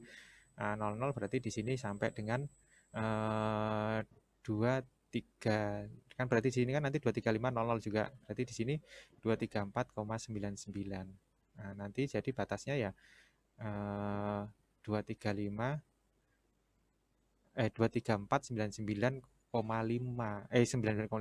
234,995 gitu ya. Itu untuk 99 batasnya. itu, Pak. Iya, 995. Nanti di batas yang sebenarnya. Iya. Ya, Nah, yang sebenarnya itu kalau pakai yang kayak gitu kan nanti perhitungannya lebih susah gitu, Pak. Lebih rumit soalnya kan ada nilai 99 gitu. Ya, makanya kalau memang menghitung manual sebetulnya sih, nah, nek saya sih selama nanti disebutkan dibuat pembulatan gitu, enggak apa-apa. Jadi dibulatkan aja, dibulatkan sehingga bentuknya tadi nanti seperti ini, ya. Nanti kan saya yang meriksa. Jadi boleh, sebetulnya tergantung dari kebutuhan, tergantung dari permintaan. Ya kita sampaikan kalau misalkan memang dibuat pembulatan. Kalau nanti untuk ujian dibuat pembulatan aja ya, biar mudah ngitungnya ya. Ya, gimana? Iya, Pak. Kalau ada ujian begini nanti kan saya yang meriksa. Dibuat aja pembulatan, tetapi kita tahu bahwa sebetulnya ketika nanti tapi tergantung juga nih, saya juga nggak tahu soalnya. Sampelnya, Pak, tergantung dari sampelnya kan. Ya, ngikuti sampelnya aja deh. Iya. Ngikuti sampel aja, ngikuti contoh, ngikuti sampel. Kalau dia sampelnya 2 digit, berarti 2 digit. Kalau 1 digit, 1 digit gitu ya. Kalau bulat gitu aja ya, sama penyebutan ininya ya. Intinya saya ingin menunjukkan bahwa ketika kita mau membuat kelas intervalnya ini, nah ini kita bisa membuat dalam bentuk bulangan bulat begini, ya kayak contohnya punyanya Ardian ini, atau yang punyanya mana tadi, Ahmad ini ya. Kalau ini memang menggunakan 2 digit di belakang koma, tetapi kalau 2 digit belakang koma nanti secara penghitungan nanti akan agak sulit gitu kan, agak sulit ya, karena tapi nggak terlalu ya kan, kalau pakai kan nanti ini aja kan, ngelihat ininya saja kan. Ini kan tinggal batas ngitung ini kan, tinggal misalkan ngitung apa, median modus kayaknya nggak terlalu berpengaruh ya. Enggak kan, yang penting nilai tengahnya kan. Untuk menghitung nilai tengahnya mudah kan. Ini kan sama kan. Iya, Pak, mudah, Pak. Perkaliannya aja ya, perkaliannya jadi berapa digit gitu ya. Iya, Pak, iya. Ya, tapi kan nanti besok enggak boleh pakai komputer ngitungnya, pakai kalkulator. Ya kita lihatlah soalnya nanti. Yang jelas saya nggak terlalu bermasalah. Yang penting caranya benar dan kalian mengerti gitu ya. Ya, nanti caranya benar, nanti saya ini kan kalau memang urutannya sesuai, walaupun kelas intervalnya nggak pas ya, nanti bisa nggak 100% salah gitu kan. Nah, cuma kalau apalagi kalau memang pembagian untuk kelas intervalnya tidak terlalu jelas di soal ya. Tetapi kalau di soal sudah pasti apakah mau menggunakan bulat, ya berarti bulat. Apakah menggunakan 1 digit di belakang koma, ya berarti 1 digit di belakang koma. Kalau 2 ya 2 gitu ya. Ya, itu untuk yang tugas ketiga. Ya, ini contoh yang bagus ini punya Ahmad dengan punya nanti bisa di-share ke temannya kalau memang diizinkan, boleh di-share juga PDF-nya saja. Kan ini untuk latihan. Sama ini juga bagus untuk Andrian Muhammad Rafi ini, cuma ini sesuai pembulatan ya. Ya, ini kalau ini pembulatan. Kalau memang saya lupa kemarin ternyata di sini ada 00-nya. Saya baru lihat juga, baru ngeh juga. Ternyata ada koma 00. Jadi di sini seharusnya harus dibuat menggunakan 2 digit ya. 2 digit di belakang koma. Baik, itu untuk yang tugas ketiga dan tugas keempat ya. 4 dan kelima, pertemuan keempat dan kelima. Ada yang bingung untuk menghitung ini? Nah, ini saya kasih ini lagi, satu lagi. Nah, untuk pembuatan kurva Ogive yang perlu diperhatikan, ini kelihatan Excel saya? Terlihat. Ya. Jadi, untuk melihat kemarin itu kan untuk melihat berapa sih yang jumlah yang di atas 300.000 gitu kan? Berapa ya?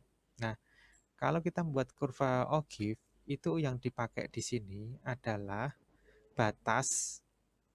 Kalau untuk yang maksimum, mana sih anunya?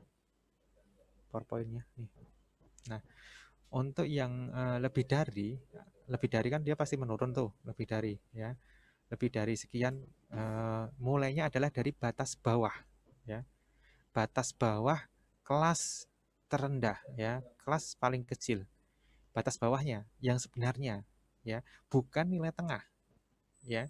Ketika membuat kurva Ogive yang digunakan bukan nilai tengahnya, tetapi adalah mulai dari batas bawah kelas yang sebenarnya. Nanti sampai dengan batas atas kelas yang sebenarnya ya. Jadi titik-titiknya ini untuk sumbu X-nya, ini adalah batas bawah kelas pertama, batas bawah kelas kedua, kelas ketiga, keempat, kelima, keenam, tujuh, kemudian yang terakhir ini sampai berapa? 56,7. Coba kita lihat. Nah, 56,7 yang terakhir ya. Sehingga nanti dia gambarnya full. Ini kan dari yang terbawah 22,5 sampai dengan 57,5 ya. Semua ada titiknya. Kan dari 22,5 sampai 57,5. Sehingga nanti dia akan full mulai dari yang tertinggi jumlahnya kumulatifnya sampai dengan yang 0 kan gitu. Sama dengan kalau yang less than yang kurang dari mulai dari 0 sampai dengan yang tertinggi sampai dengan jumlah dari frekuensinya, total frekuensinya. Nah, itu untuk yang pembuatan kurva Ogive ya. Kalau yang diminta membuat kurva Ogive, ingat yang menjadi di sini itu bukan nilai tengahnya, tetapi adalah mulai dari batas bawah kelas terendah sampai dengan batas atas kelas tertinggi ya, dipasang semua. Itu untuk kurva Ogive. Nah, sehingga kita punya seperti ini ya. Kalau seperti ini kebetulan saya buat interval yang ada 300-nya supaya mudah melihat.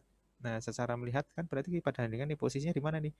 Posisinya di 25. Nah, kalau lihat grafik kemarin kan diminta berdasarkan kurva Ogive maupun berdasarkan manual kan. Kalau manual kita tinggal hitung, kalau kurva Ogive ya kita kira-kira. Nah, ketika dia ada kita buat Ogive-nya seperti ini ya kita bisa perkirakan lebih tepat lagi kan. Oh, posisinya di sini. Yaitu di 300 itu dia di titik 25. Jadi ada 25 responden yang mempunyai pendapatan ya, yang mempunyai penjualan lebih dari 300.000 itu ya. Oke, itu untuk yang tugas 4 dan 5. Kemarin untuk tugas terakhir lewat ini ya. Bentar.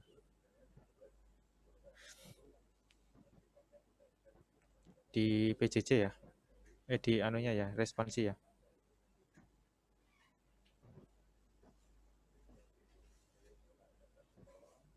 Oh, bukan yang ini. Oh iya, jangan lupa ya PJJ-nya nanti ya. Responsi ya. Disiapkan. Nah, ini ya. Ini untuk yang tugas terakhir untuk menghitung simpangan rata-rata dan simpangan baku ya. Sekarang punya siapa lagi ya? Coba Fatir dulu.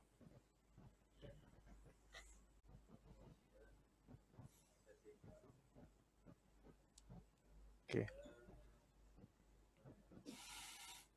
Nah, ini menggunakan distribusi frekuensi yang pembulatan ya. Nah, kemudian jangkauannya ini ya. Nah, ingat jangkauan itu bisa dihitung berdasarkan dua cara ya. Apakah nilai tengah ya, nilai tengah dari kelas yang paling tinggi terakhir dikurangi dengan yang pertama, dan juga nilai atau menggunakan nilai tepi atas dan tepi bawah, yaitu tepi atas kelas terakhir dikurangi tepi bawah kelas awal. Jadi pasti lebih panjang yang menggunakan tepi bawah untuk range-nya ya, dibandingkan dengan yang menggunakan nilai tengah. Kemudian simpangan rata-rata. Simpangan rata-rata menggunakan rumus yang ini ya. Ya betul, ini nilainya sekian. Kemudian standar deviasi atau simpangan baku, hasilnya juga sekian. Nah, tetapi kalau memang ini sebetulnya rumus untuk ini ya. Oh ya, ini kan intervalnya sama.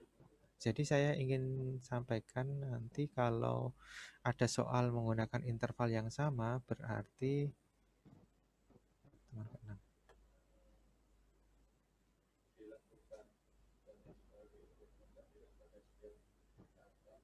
nah ini, kalau menggunakan simpangan kelas yang sama ya, untuk simpangan bakunya pakai rumus yang ini. Ya, pakai rumus yang ini ya, kelas yang sama. Kalau menggunakan kelas yang sama, jangan yang ini, karena ini nanti saya tadi masih mencoba-coba untuk yang kelas yang nggak sama ini ketika kita menggunakan populasi ataupun sampel itu berbeda hasilnya, masih belum ketemu saya. Tapi kita gunakan ini saja kalau menggunakan kelas yang sama, sehingga lebih mudah juga ini kan, karena di sini menggunakan simpangan dari kelas ke I terhadap titik awal asumsi yang diperkecil. Jadi ada D. D ini memudahkan kita dalam penghitungan. Ini loh, D ini kan memudahkan kita dalam penghitungan. D kuadrat, FD. Jadi kecil kan menghitungnya, sehingga penghitungannya lebih mudah. Ya. Jadi menggunakan rumus untuk menghitung simpangan baku kelas yang sama, menggunakan yang ini ya. Menggunakan yang rumus ini, jangan menggunakan yang ini. Ini tadi salah ngambil ya. Kalau dia N-nya kebetulan 80, sama hasilnya, memang hasilnya sama. Sebetulnya memang berlaku, tetapi ketika dia untuk sampelnya, kok saya tadi menghitung berbeda, untuk misalkan menggunakan 80 dikurangi 1, N-1, kan sebetulnya ini kan sampel tuh. Jadi ketika dia data itu diambil secara sampel, survei, sehingga rumusnya juga menggunakan yang sampel ya, yang N-1 gitu kan. Nah, kemudian jangan menggunakan yang ini kalau memang intervalnya sama. Ya, kalau intervalnya sama, kita gunakan rumus yang ini ya. Untuk kelas yang sama, kita gunakan ini. Nah, kemudian bagaimana cara menginterpretasikan? Mana sih tadi? Nah, hasilnya ini. Standar deviasi datanya adalah misalkan 36,5. Bagaimana cara menginterpretasikan? Siapa yang bisa? Halo, saya tambah poin kalau ada yang mau mencoba. Coba saya, Pak. Ya, silakan Mufki. Gimana cara menginterpretasikan untuk standar deviasi ini? Saya menginterpretasikan, jadi standar deviasi itu kan merupakan suatu varians yang diakarkan. Jadi tingkat variasi dari suatu data tersebut yaitu sebesar 36.520,5 itu tingkat variasinya. Ya, ada yang lain? Ada yang mau mencoba lain? Yang cewek dong. Mana yang cewek ini? Yang lain? Atau yang laki-laki juga nggak apa-apa deh. Yang lebih ini lagi, itu sudah dimulai dengan Mufki tadi. Sudah hampir. Ya. Jadi, untuk interpretasinya, saya ada contoh nih. Kayaknya saya tunjukkan aja ya supaya kita nanti bisa sesuai.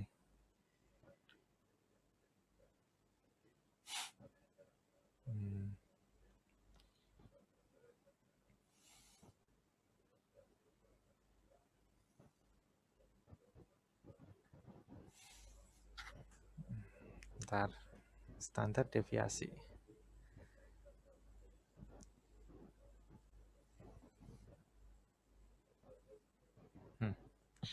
Kelihatan ya? Ini. Kelihatan kan PDF-nya? Kelihatan, Pak. Ya, gini. Ketika kita mempunyai nilai ini, contoh nih ya. Nah, misalkan kita dapatkan ya standar deviasinya adalah 3,16. Kalau tadi itu berapa? 30 sekian kan? Jadi, secara umum data berada 3,16 di sekitar rata-ratanya, yaitu antara sekian dan sekian.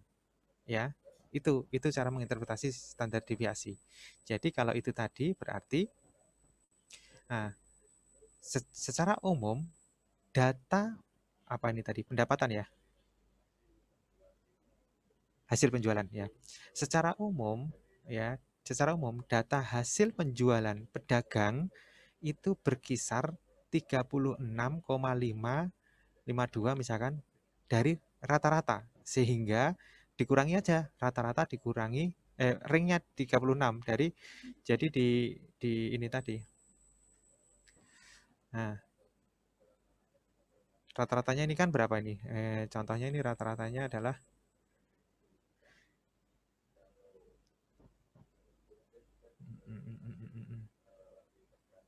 ada nggak sih? Nah ini plus minus dari S ya, karena saya memberikan berapa besar simpangan ya. Jadi rata-rata dikurangi dengan nilai ini tadi, terus itu berkisar antara nilai itu sampai dengan rata-rata ditambah dengan simpangannya. Ya. Itu untuk interpretasinya yang lengkap. Jadi nanti ketika kita sudah mendapatkan standar deviasi ya kita hitung dulu. Jadi data tersebut berkisar antara berada pada 36 sekian ribu gitu ya. Di sekitar rata-rata. Dikurangi. Jadi nanti data tersebut rata-rata dikurangi 36, rata-ratanya tadi berapa nih?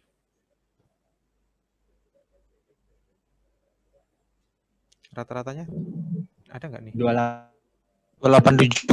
200. Ada, ini simpangan ini ya. Oh, 287 ya. Oh, betul. 287.000 ya. Ya. Berarti nanti 287.000 dikurangi dengan ini, terus sampai dengan 287.000 ditambah dengan ini ya. Itu untuk interpretasi dari standar deviasi. Silakan kalau mau dicatat ini. Contohnya ini. Karena standar deviasi menunjukkan seberapa besar simpangan pengamatan terhadap rata-rata, baik data itu di atas maupun di bawah rata-rata, maka secara umum nilai kuis mahasiswa atau tadi itu secara umum hasil penjualan dari pedagang berada di antara ya, sekian plus minus dari rata-rata plus minus dari standar deviasi. Itu untuk contoh interpretasi standar deviasi. Ya. Ini juga di sini ada nih contoh untuk interpretasi dari koefisien varian. Ini nanti kalian ini sendiri ya, buat untuk yang tadi itu, yang contohnya tadi.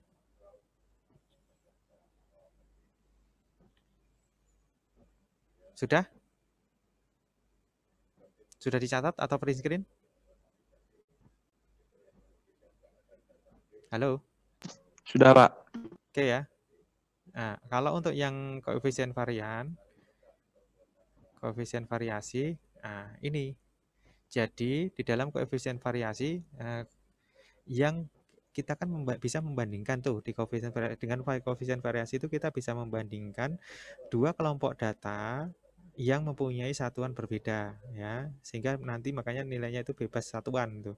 Kenapa? Karena di situ ada pembaginya X-bar-nya. Nah, ketika didapatkan dua kelompok data dengan koefisien variasi yang berbeda, maka kita bisa sampaikan bahwa seperti ini contohnya nih.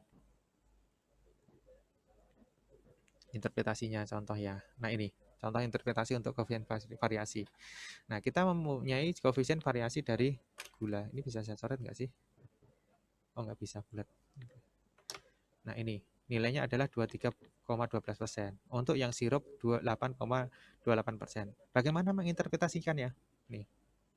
Nah, dari nilai koefisien variasi dapat dilihat bahwa produksi sirup mempunyai sebaran data yang lebih baik atau relatif homogen dibandingkan produksi gula ya, karena koefisien variasinya lebih kecil yaitu 8, sekian persen dibandingkan gula yang 23,12%.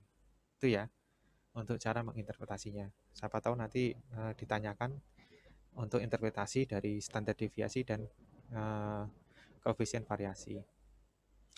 Terus bagaimana kalau dia dalam bentuk varian? Ya kalau dari bentuk varian kita buat dulu standar deviasi. Karena varian itu sebetulnya kuadrat dari standar deviasi. Nah, dari standar deviasi baru kita ceritakan bahwa sebetulnya data itu berkisar antara X bar plus minus S gitu kan, rata-rata ditambah atau dikurangi dan ditambah standar deviasinya. Baru kita jelaskan interpretasinya. Oke.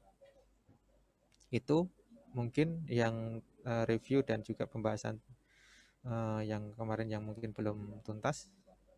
Ada pertanyaan sampai di sini?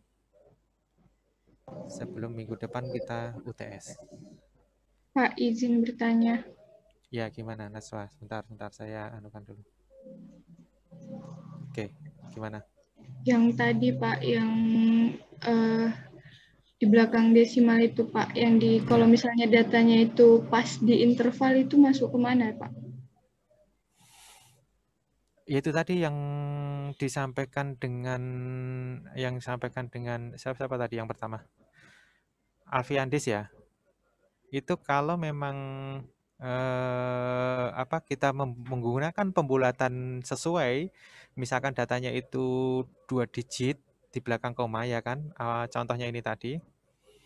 Nah ini, ketika kita menggunakan batas atas dan batas bawahnya itu menggunakan 2 digit di belakang koma, di sini 2 digit di belakang koma, sehingga kita mempunyai batas atas yang sebenarnya dan batas bawah yang sebenarnya itu 3 digit di belakang koma, ya betul, 3 digit di belakang koma, maka semua nilai ini tidak akan ada yang ambigu. Pasti dia akan masuk ke satu interval. Kenapa? Karena kita menggunakan batas bawah dan batas atas yang sebenarnya itu adalah 3 digit di belakang koma. Kayak punyanya Alfian tadi. Ya. Tetapi kalau kita ada pembulatan kayak tadi itu, ya kalau misalkan dibulatkan, sehingga batas atas dan batas bawahnya itu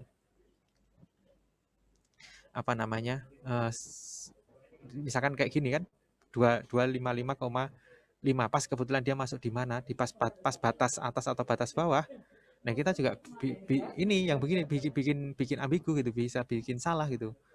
Ya, makanya nanti cuma kendalanya itu susah untuk menghitungnya saja gitu loh. Kalau kita menggunakan batas atas dan batas bawah sampai 2 digit begini, 2 digit belakang koma, maka kendalanya nanti akan susah menghitung. Tetapi kalau menggunakan aplikasi komputer sebetulnya nggak masalah ya, sebetulnya nggak masalah. Nah, kalau nanti kita lihat dulu soalnya, kalau memang dia diberikan contoh 2 digit begini ya kita kerjakan aja 2 digit gitu kan. Kalau masalah penghitungan hasilnya nggak tepat nggak apa-apa, yang penting prosesnya itu benar ya, prosesnya benar. Jadi nanti kalau yang dikhawatirkan Naswa tadi, kalau kita menggunakan aturan tadi, menggunakan 2 digit di belakang koma batasnya, sehingga batas atas dan batas bawahnya yang sebenarnya itu 3 digit di belakang koma, maka tidak akan ada yang ambigu ya. Nah, cuma cara nanti untuk menghitung apa namanya, proses penghitungannya ya agak ini, karena agak sulit kalau menggunakan kalkulator karena 3 digit di belakang koma. Tapi kalau menggunakan aplikasi komputer nggak masalah. Dilihat dulu lah nanti soalnya, kalau memang kalau saya sih ya kalau nggak boleh menggunakan Excel atau komputer ya mendingan dibulatkan lah. Tuh, cuma kalau dibulatkan ya itu tadi bisa jadi tidak masuk gitu kan, tidak masuk. Ada beberapa yang tidak bisa, bingung masukkan di interval yang mana gitu. Karena dia batas atas dan batas bawahnya itu 1 digit, padahal di sini 2 digit. Terima kasih, Pak. Ya, sama-sama. Ya, gitu aja ya, nanti kita ikuti aja. Saya juga nggak tahu soalnya. Nek saya sih memang betul tadi yang ini menggunakan 2 digit gitu kan. Tetapi di 2 digit itu nanti kesulitannya ya cara menghitungnya saja, proses menghitungnya.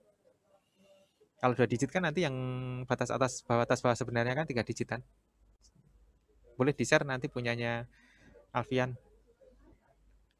ya. Iya. PDF-nya saja. Bagus. Itu kalau memang kondisinya 2 digit. Cuma tadi kurang pas ya.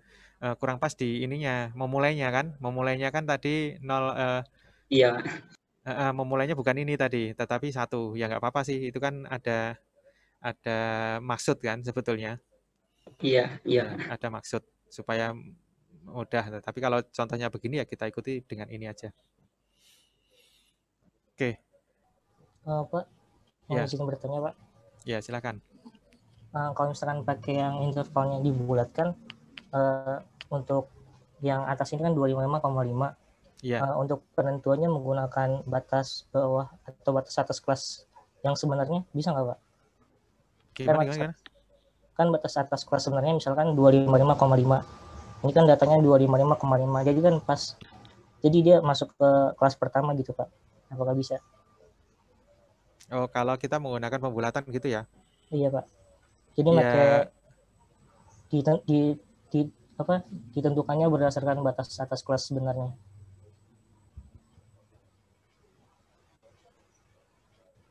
Misalkan ini juga Pak, yang di sebelahnya 287,52 di kolom ke-3 baris pertama. Iya. 287,52. Di situ kan apakah bisa misalkan ditentukannya berdasarkan batas atas kelas sebenarnya. Misalkan batas atas kelas sebenarnya 287,5. Oh iya, berarti dia masuk di kelas atasnya. Bukan kelas di bawahnya. Kan ini lebih besar daripada itu kan? Iya, lebih besar daripada batas atas kelas. Iya. Yang kelas bawahnya.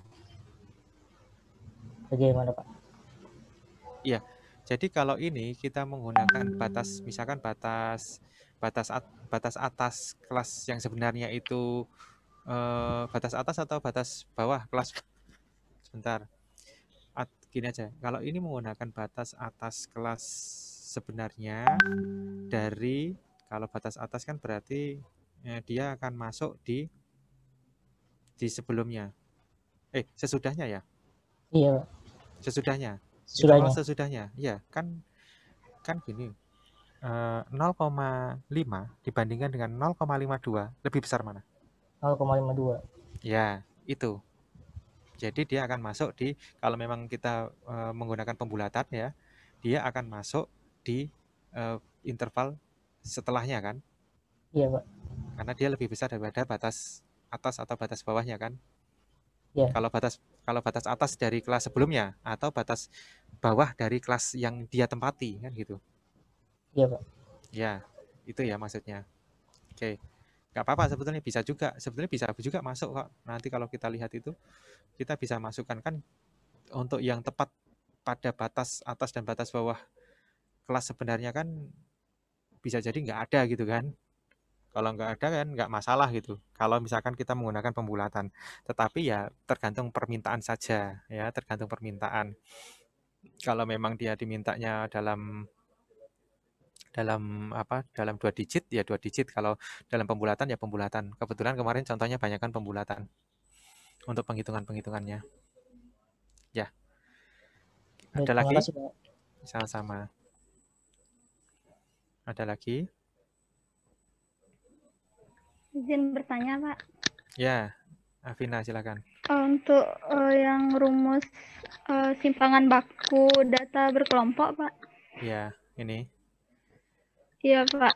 Yang D1-nya kan simpangan dari kelas ke I terhadap titik asal asumsi. Titik asal asumsinya itu gimana cara nentuinnya, Pak?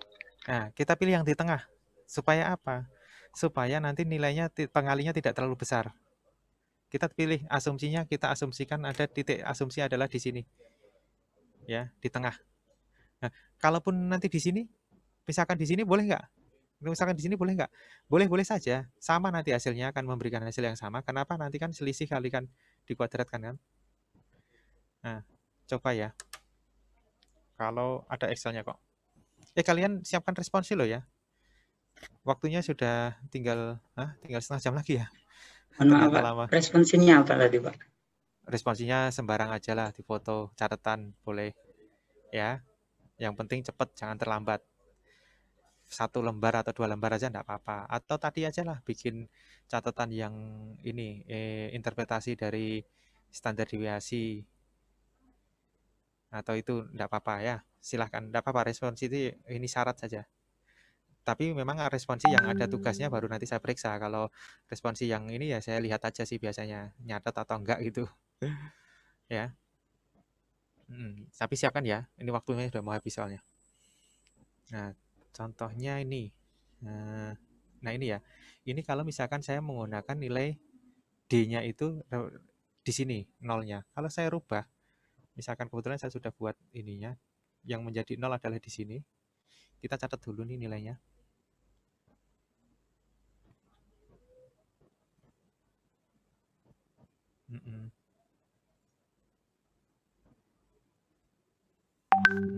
Saya rubah ya. Nolnya di mana? Di sini. Yang ini berarti minus 1 kan?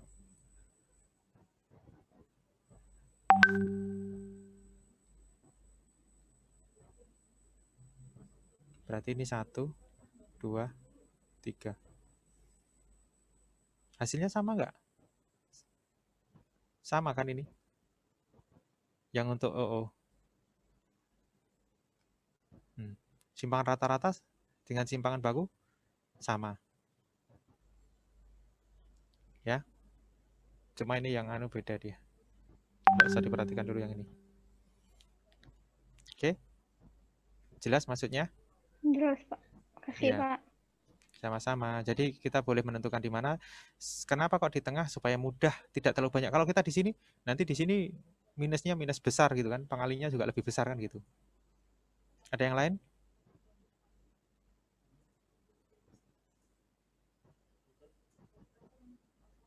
Ada yang lain yang mau ditanyakan? Oke, sudah ya. Bagaimana interpretasi simpangan baku? Jangan dilupa bahwa simpangan baku itu menyatakan sebaran dari data ya. Dia menyebar antara X bar min S sampai dengan X bar plus S ya. Plus minus S itu maksudnya itu. Di antara rata-rata ya, di sekitar rata-rata. Kalau koefisien variasi, yaitu membandingkan itu aja. ke homogenitasnya. Apakah yang lebih kecil semakin homogen? Ya, kalau nggak ada saya cukupkan sekian ya. Waktu kalian terlalu kita banyak sekali tadi. Sudah 2 jam lebih ternyata. Waktu kalian untuk responsi